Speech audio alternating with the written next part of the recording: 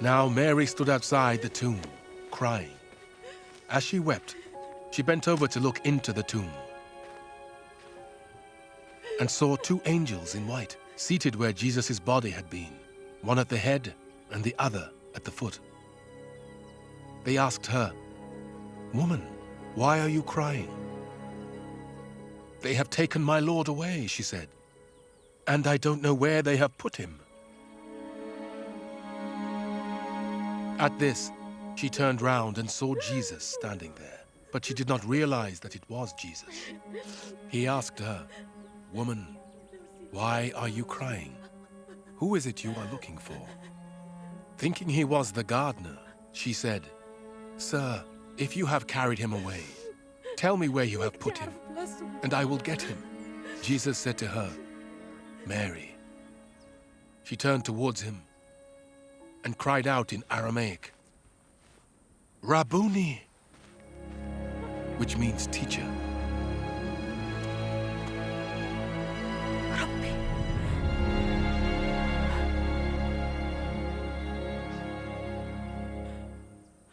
Jesus said, "Do not hold on to me, for I have not yet ascended to the Father.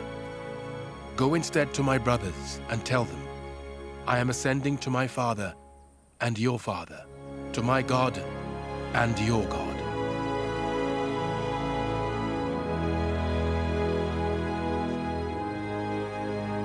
Mary Magdalene went to the disciples with the news, "I have seen the Lord." And she told them that he had said these things to her. So today is Easter Sunday. We may be better off calling it Resurrection Sunday, the day when we remember and celebrate Jesus rising from the dead. It's the most profound, most significant, most consequential day in history, I would suggest. The day when Jesus declares and demonstrates his ability, his overcoming, his victory over death itself. Yes, Jesus had previously given us glimpses, shown us a trailer, if you like, of what was possible through him when he previously brought dead people like Lazarus or Jairus' daughter or the widow's son back to life. Again, each in their own way, pretty spectacular events. But these were acts in which Jesus raised other people back from the dead. Whereas on this day, it's Jesus, the one who was dead, who raises himself back to life. And yes, I guess in trying to get our heads around it all, we sometimes talk of it in terms of God raising Jesus from the dead. But sometimes I wonder if that language risks implying that Jesus somehow stopped being God in the grave and needed the big God to revive him, getting a defib out or something like that, that kind of picture. But instead, because Jesus was God, because Jesus is God, the power to defeat death and rise again was always in him. He said this at one point. He said, "I am the resurrection and the life." The resurrection and the life is who I am, and nothing, not even death itself, can take that identity, that truth, that reality away from me. And yet in focusing on Jesus' resurrected life, which is of course a good thing to do, I think we'd also do well not to overlook all of the other stuff that Jesus left dead and buried in the grave.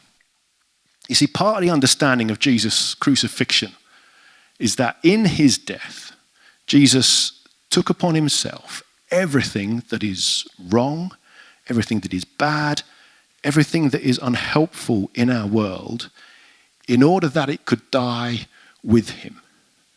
Greed, selfishness, pride, lust, malice, all these sins and more, Jesus took all the hurt and the pain that this wrongdoing causes so that it could die and remain dead and buried once and for all. Jesus comes back to life, yes, but he doesn't bring back with him all that he carried with him to the grave. Now that remains buried, freeing us from its power its presence, its hold over us.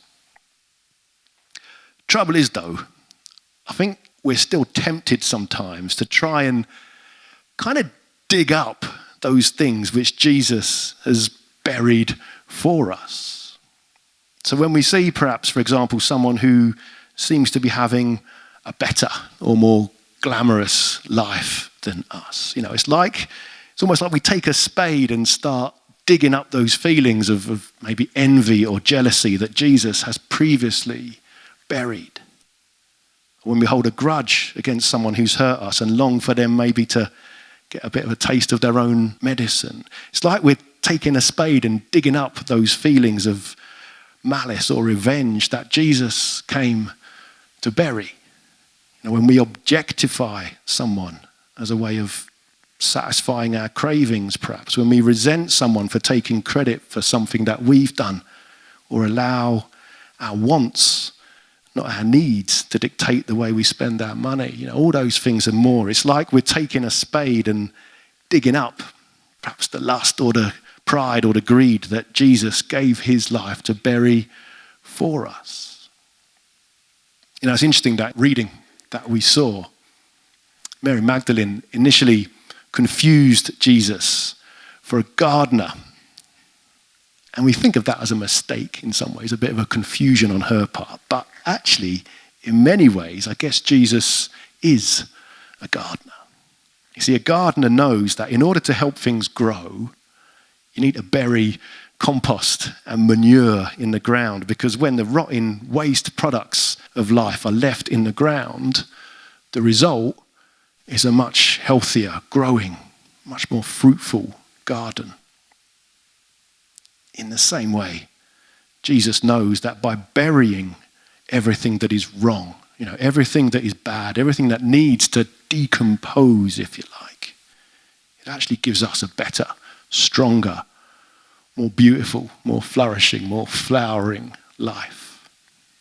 When we choose our own way, when we sin, it's like we try and dig up that old manure, that old compost, and try to almost take it back and sort of separate it out in order to keep hold of it for some reason. I sometimes imagine, if I'm thinking of doing that myself, that Jesus is like the gardener sort of standing there sort of saying, "What are you doing? Are you crazy? I've already dug this in to the ground. No wonder your hands might feel dirty sometimes. No wonder your garden isn't growing as perhaps you hoped it would. Look, put the spade down. Stop digging. Leave that stuff buried where it should be. And instead, trust me to grow my fruit of my spirit in you."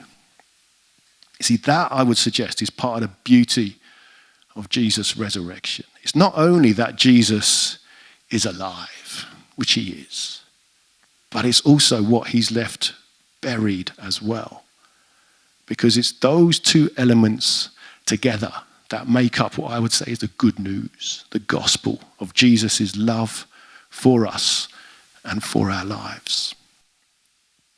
All of which, I guess, on days like today, perhaps begs the questions for each of us. What might our lives, or what from our lives, might we need Jesus' help to leave dead and buried? And what might Jesus want to bring to life in our lives? I'll say that again. What from our lives might we need Jesus' help to leave dead and buried? And what might Jesus want to bring to life in our lives?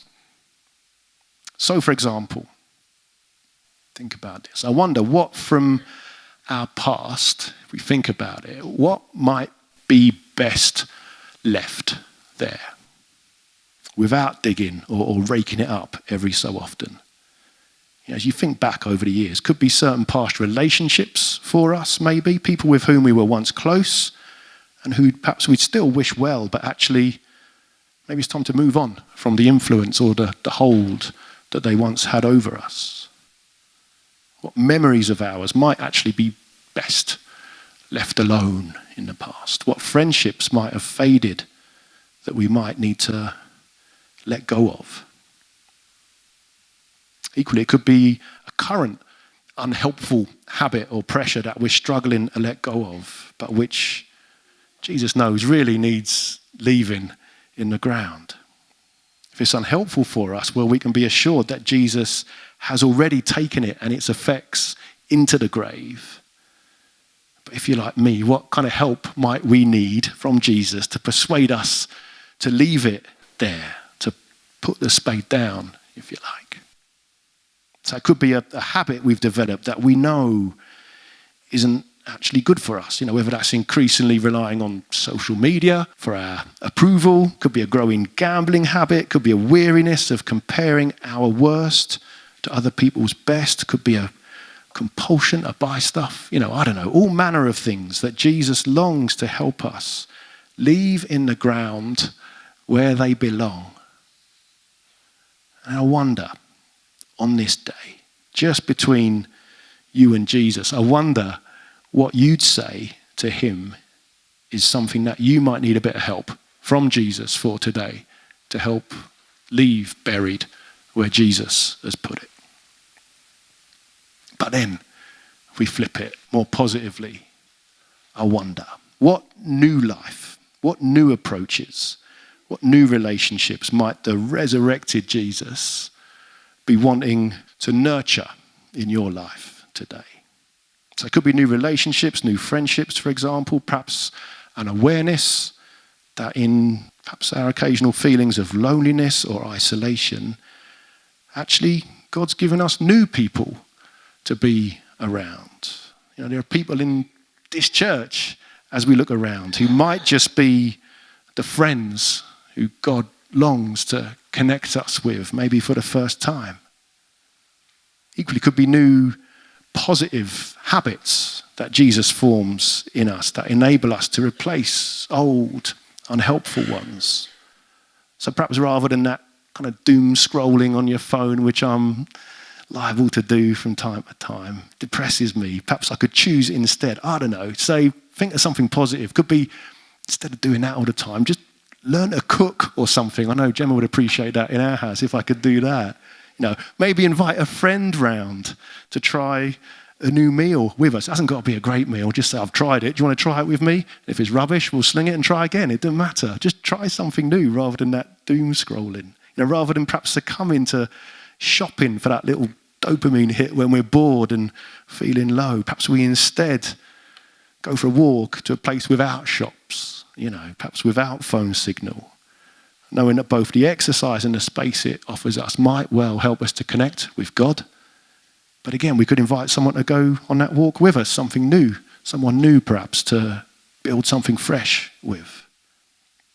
Maybe we use some of our time to volunteer or serve in something new. It's springtime. What new thing could we get involved with, whether a group here at church or in our community, down at Sankey's, wherever? We're expanding our horizons and increasing our self-worth, all while doing something positive for someone else. I don't know. It'll be different for each of us, I know. But I do know that for each of us, myself included, we do well to think about both of these things.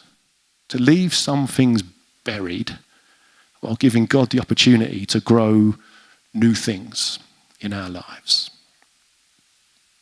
What's more, I think the same is true of the way in which we might understand and experience our faith and the way we relate to God.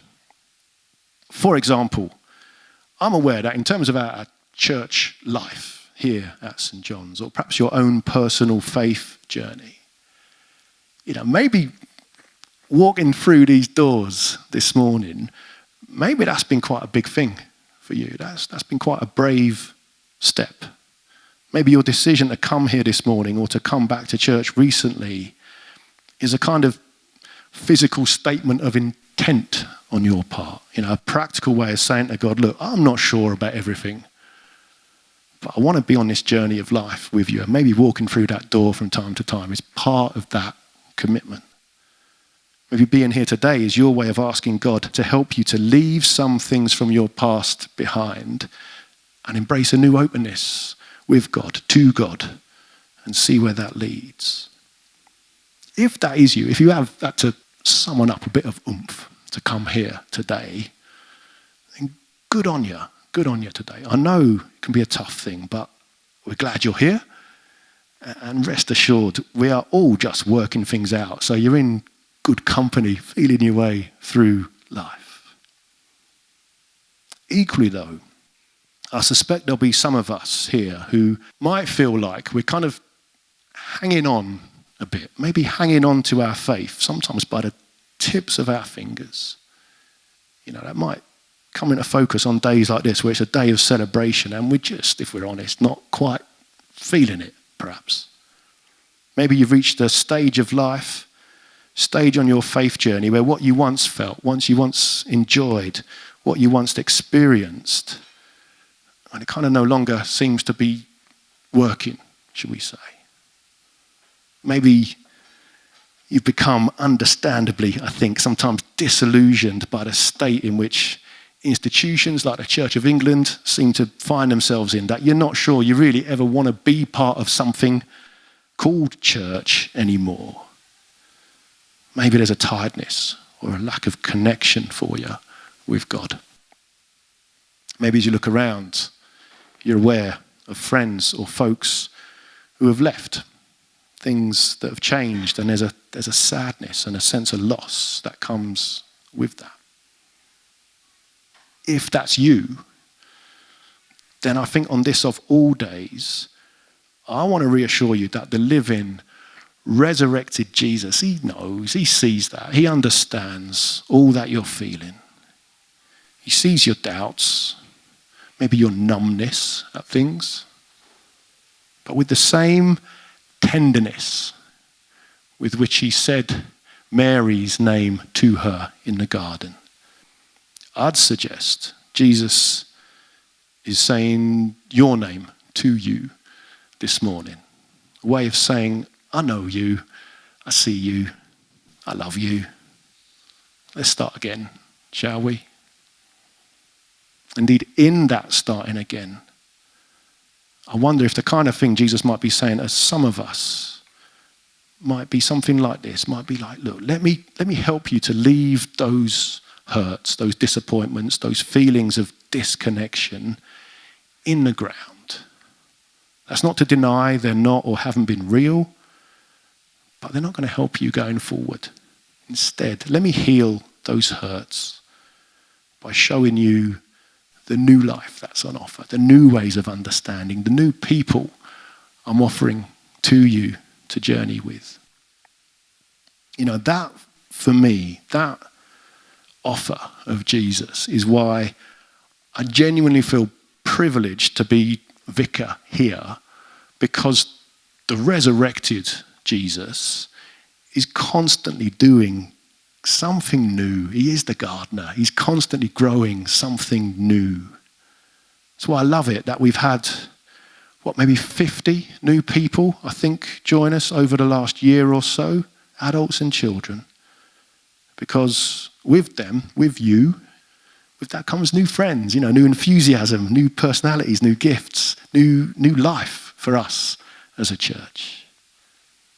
But equally, that's why I love it that there are a number of us for whom this has remained their church, our church, for years, for decades even. Because like any good garden, that mix of established and new, of fresh and familiar, that's what makes this garden, this church, such a joy to be a part of. Yes, like any garden, it takes a while to settle down, takes a while to gel, to get to know each other, to find our place. Yes, we won't always get here perhaps as often as we might hope. And yes, some have decided that this changing church is no longer for them. And that's okay.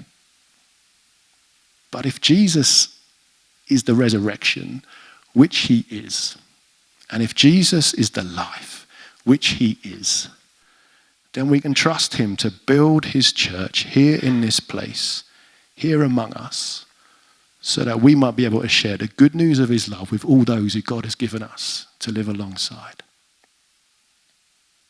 And one final bit. It's interesting that for all the imagery of a gardener and spring and new life and so on that's associated with Easter and Resurrection Sunday, Jesus is also in the habit of using imagery, not just of a garden and growth, but of building and construction to describe his ways and his work. You know, that language he uses of, I will build my church. It's interesting. It's not, I will grow my church. I will build my church.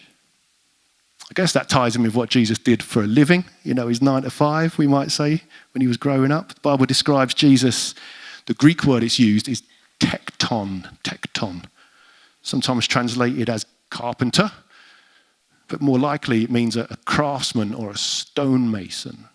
Indeed, in Jesus' time, stone was much more available than wood for construction, so it's likely that Jesus was essentially a builder.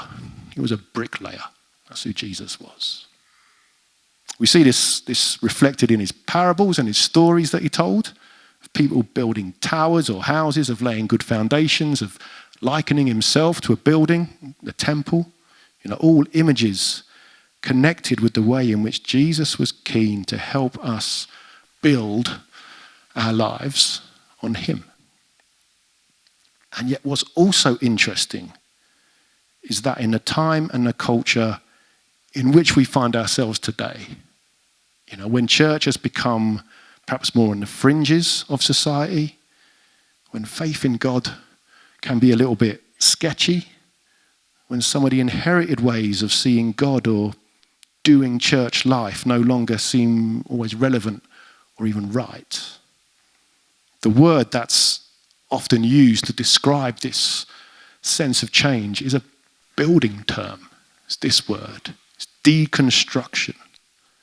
It's like a wall or a house being taken apart brick by brick, where what we once felt sure about no longer seems as sturdy as it once did or as secure. I guess in some ways this deconstruction in our society of what people often feel about, perhaps in our faith, it's a kind of death, really. A dying to what was before, a leaving behind of what once was. Maybe it's a good thing that some of these previous things have been deconstructed like a good thing, as in Good Friday, perhaps. And why is that? Well, because out of this death, this deconstruction, comes life. What we might say is reconstruction.